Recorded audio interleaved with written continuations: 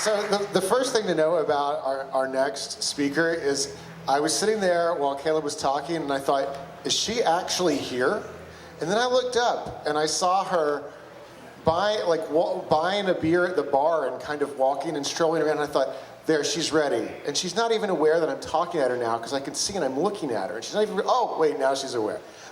So our next speaker is a native of Venezuela, and she's also an assistant professor of management at IU East. So please welcome the lovely, the talented Jaynne Rivas.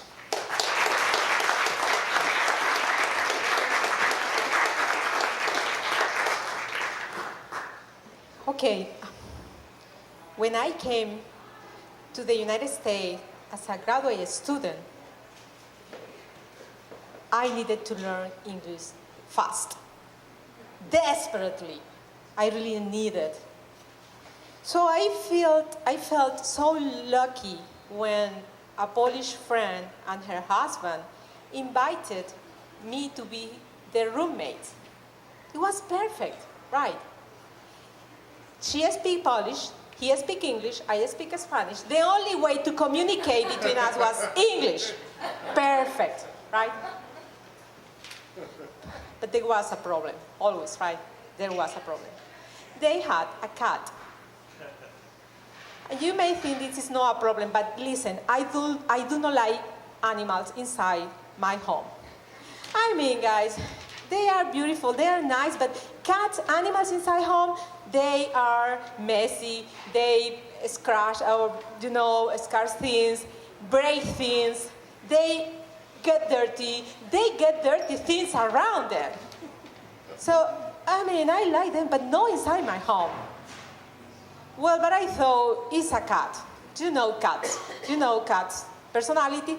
They are independent, they like to be alone, they like to have their space, so I say, this cat will leave me alone.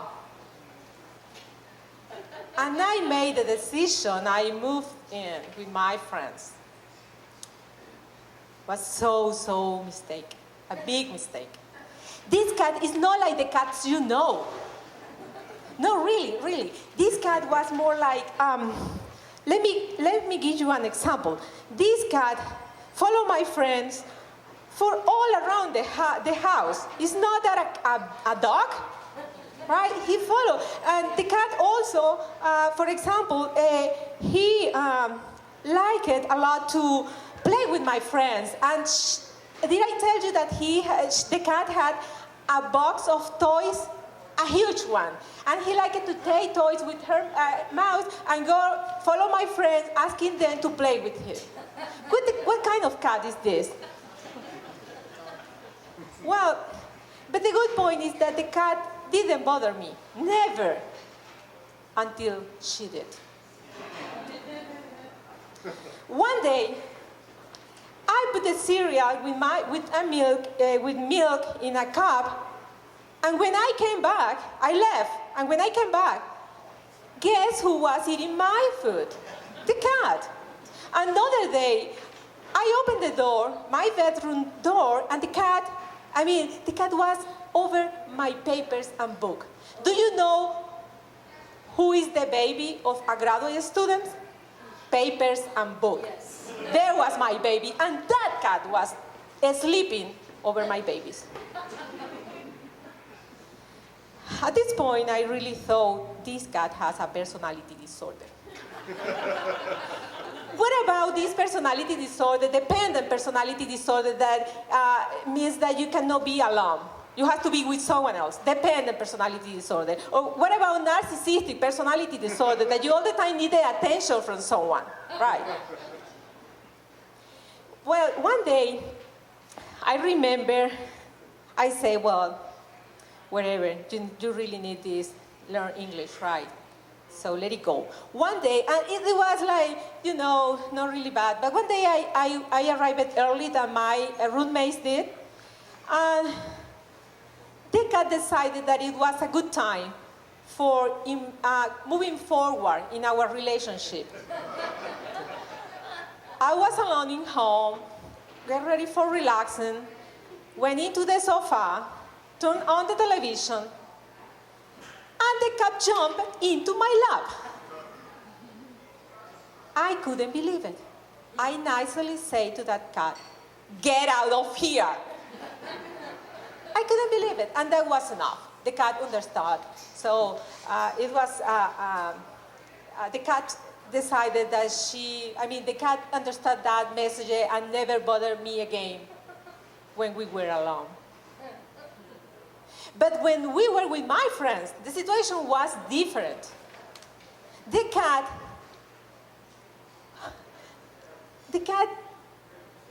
understood that something was different. One day, I was again with my friends in the sofa watching the television, and the cat again jumped with a toy in her mouth into my lap.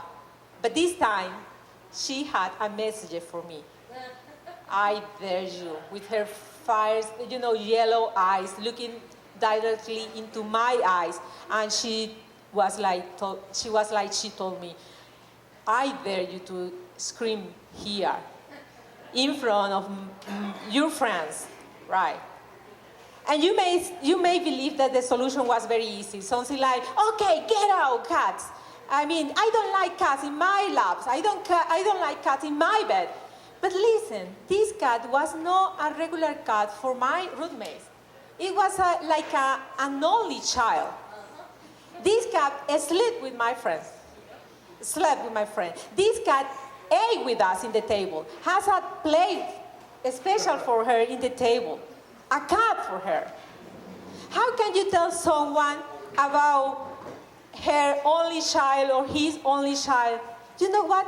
Your baby is a monster. Get that baby out of here. You cannot say something like that, guys. And I'm not sure if I told you, but my friends, they were very nice to me. Listen, when I was sad, they bought donuts for me. When I didn't have car, they took me to the university. And even they spent many months learning Spanish. I didn't know that at the time, but they did, because they wanted to express in my own language. They were very nice to me.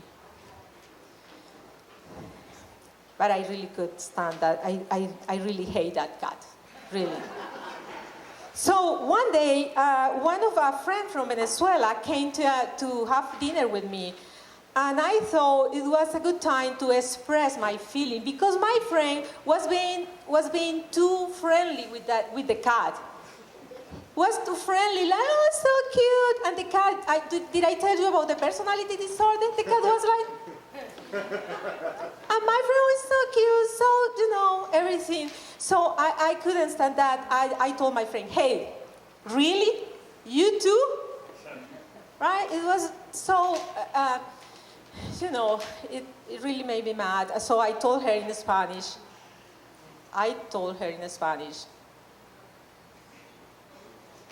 "You are in Spanish one, you will learn this." I will say it in Spanish. "Odio ese gato." Right. Even if you are in the Spanish one, you will understand that. I hate that cat.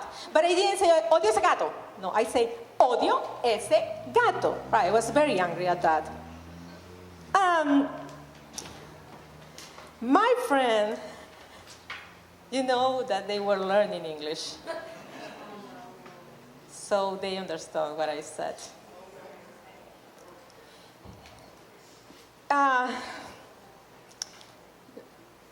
I explained then the situation.